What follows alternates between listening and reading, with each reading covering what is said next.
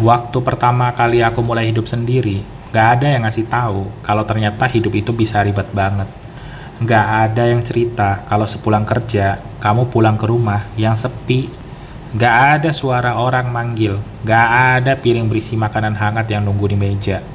Kamu cuma punya dirimu sendiri, buka kulkas sendirian, terus seret-seret badan yang udah capek banget buat masak makan malam.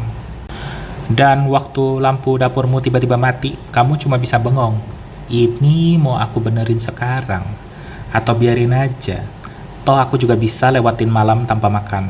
Iya, kadang saking capeknya, kamu mikir makan malam juga nggak wajib-wajib amat deh kayaknya. Pas malam datang, pas kamu pengen ada yang diajak ngobrol sebelum tidur, kamu sadar, satu-satunya cara ya lewat ponsel, nelpon, chat, kirim pesan, tapi nggak ada yang duduk di sebelah kamu. Nggak ada wajah temen ngobrol di depan mata. Hidup sendiri itu awalnya memang bikin capek, bikin sepi, bikin kamu ngerasa kosong. Tapi lama-lama, tanpa kamu sadari, kamu mulai bisa nikmatin. Kamu mulai suka.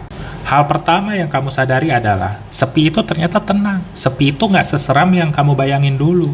Kamu bisa lewat satu akhir pekan penuh tanpa ngobrol sama siapa-siapa. Cuma ditemenin suara kipas angin, suara pendingin ruangan, suara yang pelan yang bikin kamu bisa dengar pikiranmu sendiri. Pas kamu pulang kerja, kamu bisa selojoran di sofa atau tiduran sebentar di kasur. Terus pelan-pelan mikir, malam ini mau makan apa ya? Kamu buka kulkas, isinya makanan-makanan yang kamu suka. Stok yang kamu pilih sendiri waktu belanja. Keterampilan masakmu yang dulu seadanya, sekarang mulai meningkat. Kamu jadi bisa masak makanan kesukaan kamu sendiri. Nasi goreng bikinanmu lama-lama lebih enak dari beli di luar. Ayam goreng buatanmu lama-lama lebih gurih. Kamu jadi ngerti, ternyata bikin makanan enak itu gak sesulit yang kamu kira. Kalau toilet rusak, kamu gak lagi panik. Kamu buka alat, kamu coba benerin. Lampu mati, kamu udah tahu caranya ganti.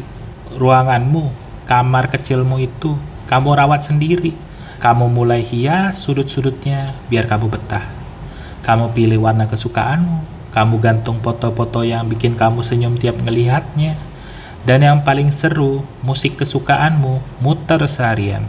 Gak ada yang protes, gak ada yang nyuruh kecilin volume. Kamu joget sebebas-bebasnya. Joget kayak gak ada yang ngeliat. Dan memang gak ada yang ngeliat. Pas mau tidur, kamu bisa milih.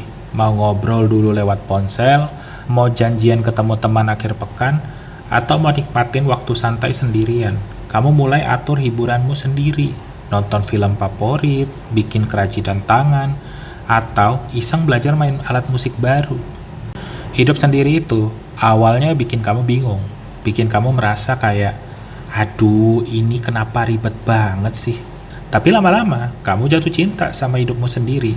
Kamu mulai ngerasa lebih bebas, kamu mulai ngerasa lebih tanggung jawab sama dirimu sendiri.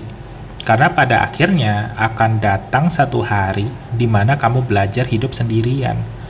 Bukan karena gak ada yang mau nemenin, bukan karena kamu gak punya siapa-siapa, tapi karena kamu sadar kalau hidup sendiri itu bukan soal kesepian.